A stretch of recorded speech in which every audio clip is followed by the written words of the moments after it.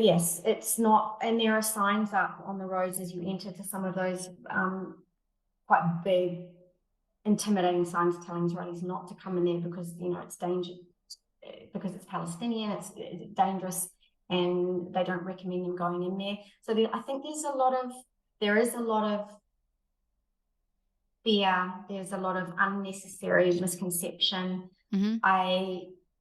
I came away feeling from my trip there that and further on that I was not in danger.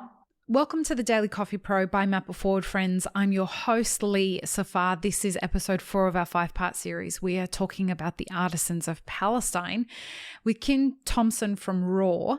In this episode, we are going to talk about another business. But Kim, before we do launch into that conversation, if people do want to help with this project, so let's say they want to buy some stuff, what's the best way that they can do that? What's the best way to contribute? Well, at the moment, we don't have a website. We've started really small. We have a trade license. Mm-hmm. We are going to market some pop-ups, and that's how we're selling everything. And then we have an Instagram account called Artisans of Palestine. Mm-hmm. The goal is to try and get a nice, strong foundation and a relationship of trust with the artists that we work with from Palestine. Mm-hmm. Obviously, at the moment, we're still able to ship product out, not from Gaza, but from the West Bank. Mm-hmm. And we are aware, we really hope that continues, because we don't know if that's going to continue to be easy to do if things were to escalate. And we bring things down here. And then I mentioned last time that we've connected with a wonderful woman called Morgan, who Mm-hmm. has a very established business in the US called Handmade Palestine. So you could visit her website and have a look. I know, for example, with Galassia, which is the company that we can talk about now, Mm-hmm. Handmade Palestine is buying their product, but they sell what they get, and then they're having to come back down and communicate with the couple that are making the silversmithing and the mosaic work to try and get more, because they can't keep up with the demand, because it's a new product there. It's fantastic. Yes. It's perfect timing for them, because they were selling their products in Bethlehem to tourists that were coming, religious tourists that were coming to visit, because obviously Christianity and Judaism both sprouted from Palestine in biblical times. So there's a lot of religious tourism that happens in Bethlehem. And Bethlehem is actually part of the West Bank still. It's not part of Israel. I didn't know that. Yeah. So if you're flying into Israel, they quite often want to know why you're coming into the country. And if you say, well, I'm a religious tourist, I'm coming to see some of the sites, Bethlehem is not that's part of the West Bank at the moment. Okay. Wow. I didn't know that. And again, how much can you know? There's so much to know, no matter how much you research. I only just scratched the surface, I promise you. But you see huge amounts of the big buses full of tourists from all around the world.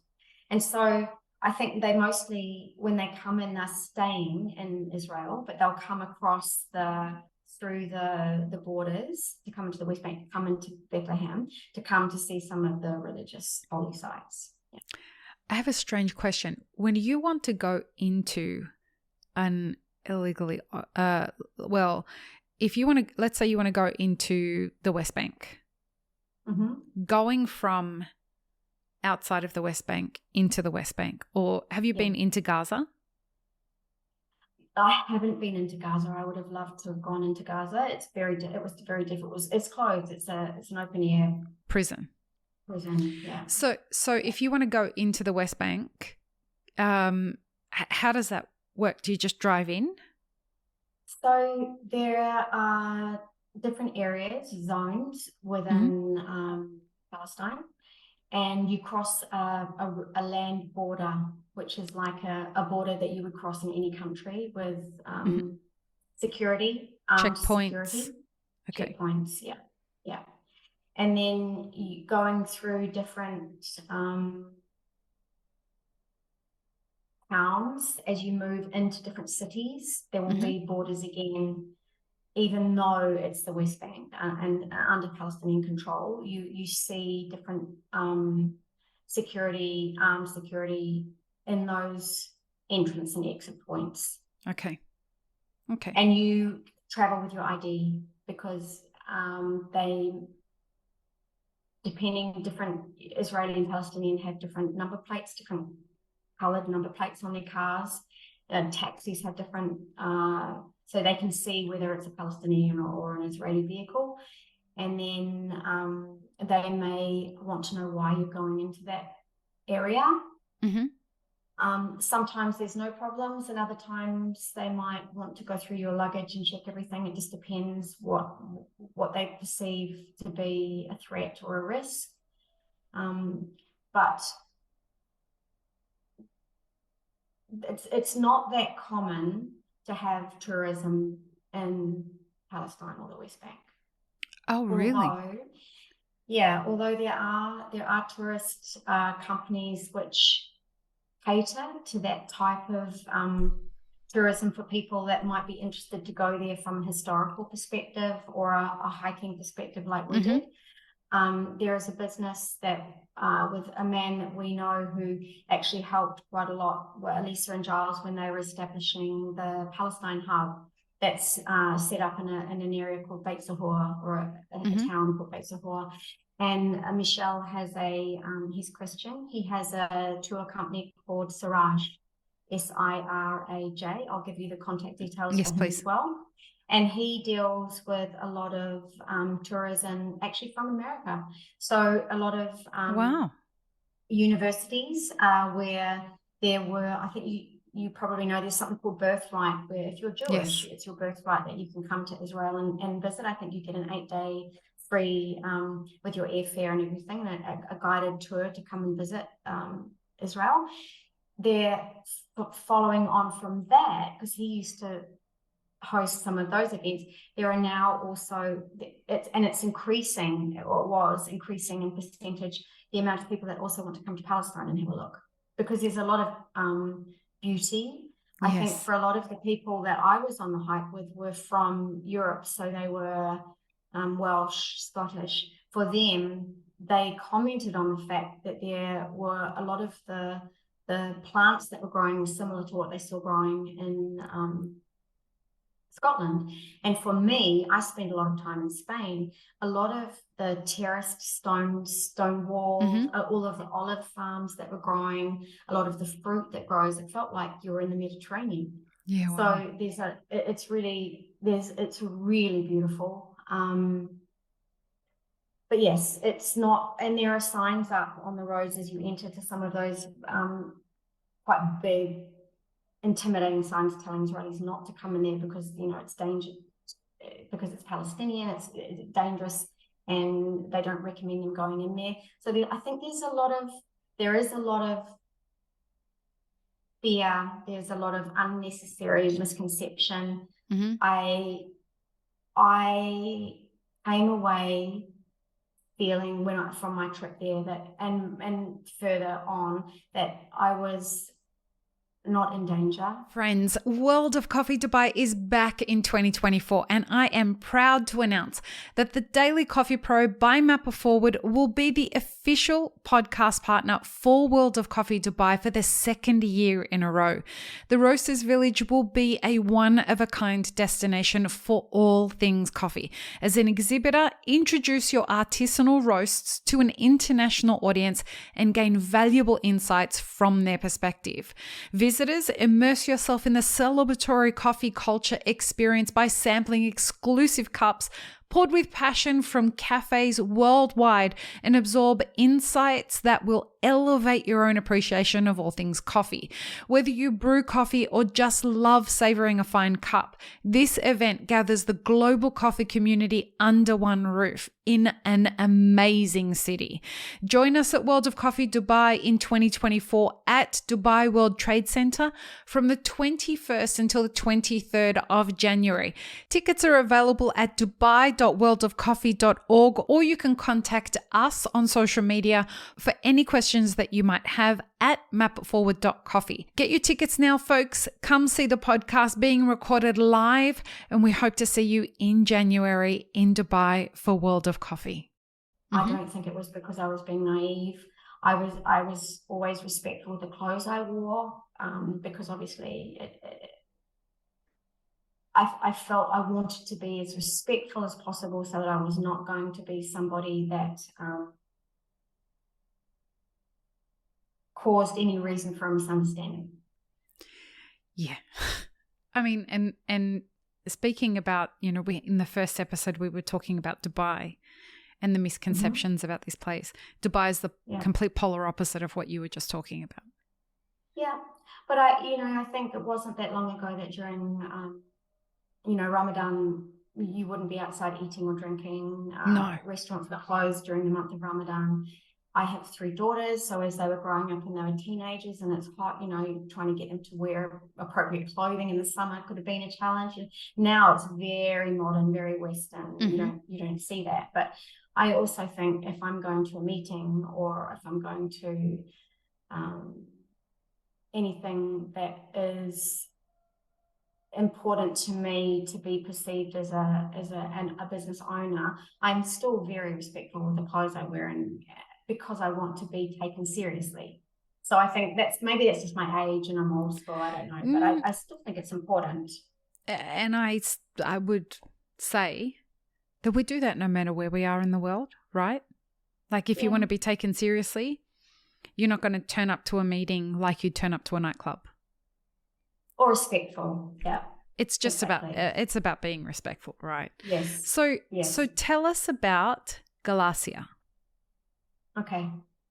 So my friend Lisa, her husband is Giles, and they moved back to Dubai. I think it was the beginning of this year. That's the trouble as you get older. I can't measure time anymore. Maybe it was last year, but it feels like it was the beginning of this year. And he is Lisa's partner in the Palestine Hub, and then he is the mentor and the ambassador for Galassia. Giles personally is really interested in jewellery making and silversmithing. I think he selected this business to work with partly because of the quality of what they make, because it's mind-blowingly beautiful. The other thing is, and then partly because and I wish he was here beside me because he'd tell you exactly what it was as well. But it's also because they're just such lovely people. They're a young couple. They live in Bethlehem. Mahmoud and Thikriyat, I'm probably not saying her name correctly either. They're expecting their first child. They also work in their family's business, their family home, where they do their silversmithing. And they use very small local stones to make mosaics inside the silver. Beautiful. It's so beautiful. And again, he has had to he hasn't actually asked them to change any of their designs because their designs were already spectacular. What he has tried to do is help introduce some more modern casting with the silver that they use. Oh, wow. And maybe looked at things like the quality of the chains on the necklaces or the backings on the earrings, that type of little thing. But they already had everything under control. Wow. The beautiful olive wood boxes that a lot of the jewellery comes in, that the attention to detail, I just love this company. They've used little mosaics in the olive wood. So you buy a piece of jewellery and it comes in these beautiful containers. The packaging. They are now their products are now selling very well down here in the UAE because it's really superior craftsmanship. It's quite unique. You can still tell it's handmade, but the silver is spectacular. The stones are beautiful, and they actually have a really authentic story to them because mosaic work is something that is part of that region. That, you know, you look back many civilizations and some of the things now in Jericho where you can come in and see these beautiful sites. It's all mosaic work. Wow. And I think it's the same in other parts of the Middle East where you could be traveling in Jordan and you see mosaic work. It's something it's a type of craftsmanship that's been going on for many, many generations. Because of Giles's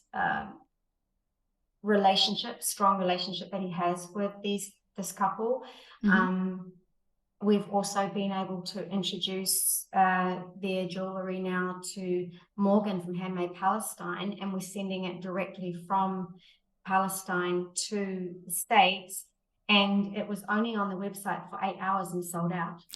Wow. It's just beautiful. So now not only are we selling a lot here for them here in the UAE, we are pushing them because the second market has opened up, and that was purely just a connection. Wow. I think Giles has, they have some jewellery designs that I've seen that are very clever, that are new products that he, together they are working on for men, and like bracelets that are quite strong in design that are just amazing.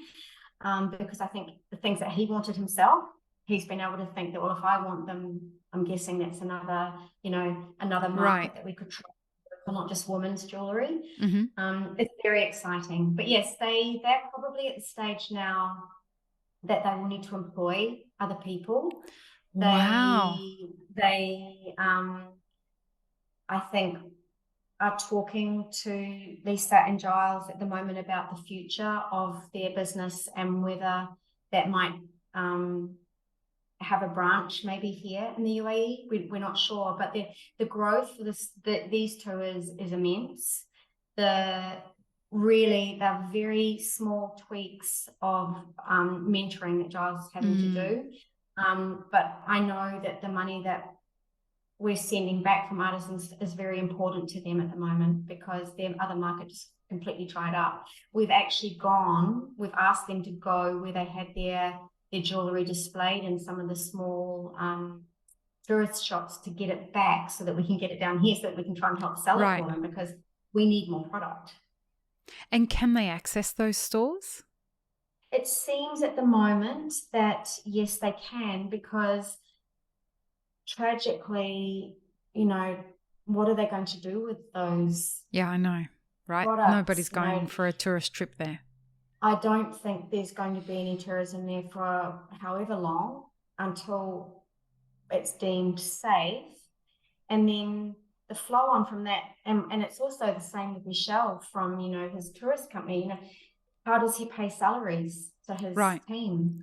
So we are actually, through meeting Michelle, and we liked one of his employees, Mayada, and we've asked if we could employ her to help us manage the logistics up in Palestine to continue, because we went up in September and bought more product and we've sold it. So now we need more product because, you know, that's going to the woodwork carvers, that's going to the glass blowers, that's going to the leather, that's going to the jewellery, that's going to my hair with a soap. We need someone to help coordinate the bank transfers to make sure these guys get their money. We need to try and make sure we can get the product shipped out. So it's very handy for us to have someone up there helping us, actually. So we've picked up his salary so that he can keep her on his books. And then actually, because he's a friend now, he's also offering help if there are other things that we maybe need, because we're seeing we could actually be working with more craftsmen, more artisans. And if we can't get there, maybe through his network, he might hear of some people that are making rugs or doing something where we think that there's a market down here that we could do. So it's almost like a trickle effect. Yeah. And hopefully it can impact more people so that they have a sustainable livelihood. And when you work in the coffee supply chain, you start to get an intrinsic understanding of the impact that being present in a supply chain has in other parts of the world. So yeah, you can definitely see how your being in the coffee world has had ripple effects in the way that you participate in life. Yeah, I think that's my favorite part of our industry, actually. I love it. So I've heard of applications that you have where women that are doing the beadwork in Kenya or women that are doing the stitching on fabrics in India can connect directly with a fashion designer. Mm-hmm. I'm starting to think about things like that now too, where maybe we involve, because you can only do so much with a pop-up in a market down here. Yep. You can only go so many times. It's great for getting it started, but potentially I'm not tech. I'm not very good. I have to hand my remote control for my grandson up to someone to come and stay and try to change something. But maybe there are applications we can use which can directly connect these people, because it's not about, we're not making money from this. It's connecting them to a market. So potentially there will be a evolution to what we're doing now, which will be even more effective. Yeah, awesome. I hope. I hope so too. And I may have some developers that can help you with that to create some out-of-box systems. But we can talk about that off air. Again, folks, there are links in the show notes to all of these businesses. So please check them out and connect with the businesses. And if you do want to buy any of the jewelry, there are links, or the jewelry, the soaps, the leather goods, the links are in the show notes. In the next episode, our final episode, unfortunately for this series, we are going to talk about the olive oil soap. I have seen videos about this and am in awe of the way that this is made. It is truly, I can see why you fell in love with the building. But the soap is just, it's an incredible thing to witness the way that it's made. So what I would recommend also, there is a link to the Instagram page for Artisans of Palestine. A lot of these videos are on that Instagram as well. So check it out and join us for the final episode of this series in the next episode. Peace, love and peanut butter. Have an amazing rest of your day. Thanks, friends. If you enjoyed this video, here's what you should check out next. Consider supporting Map It Forward on Patreon and be sure to subscribe and hit the notification bell before you leave.